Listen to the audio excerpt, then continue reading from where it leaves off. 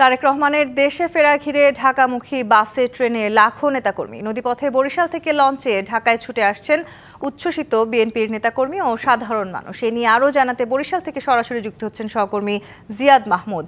জিয়াদ, তারেক রহমানের দেশে ফেরা ঘিরে নেতাকর্মীদের ঢাকার যাত্রার সবশেষ জানাবেন আমাদের।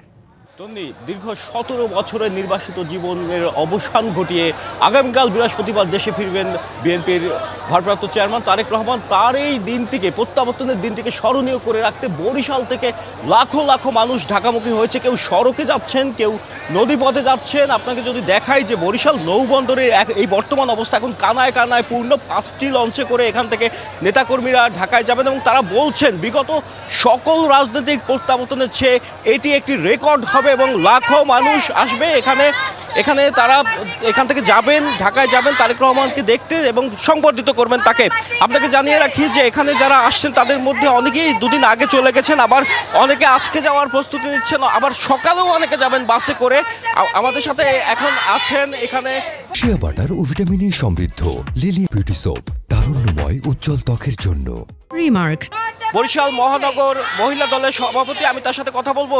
কেমন উৎসাহ উদ্দীপনা আপনাদের মাঝে দলের ভারপ্রাপ্ত চেয়ারম্যান দেশে ফিরছেন, একে ঘিরে? আমি সভানেত্রী অধ্যাপিকা ফারহানা তিথি।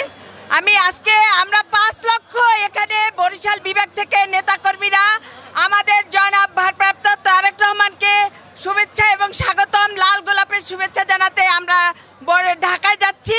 এবং আমরা এই খুশিতে, ছোটবেলা যে ঈদের আনন্দ থাকতো না, এই আনন্দ উচ্ছ্বাস কোনো কিছুর মাধ্যমে প্রকাশ করা যায় না, আমরা এটা বর্ণনা অতীত।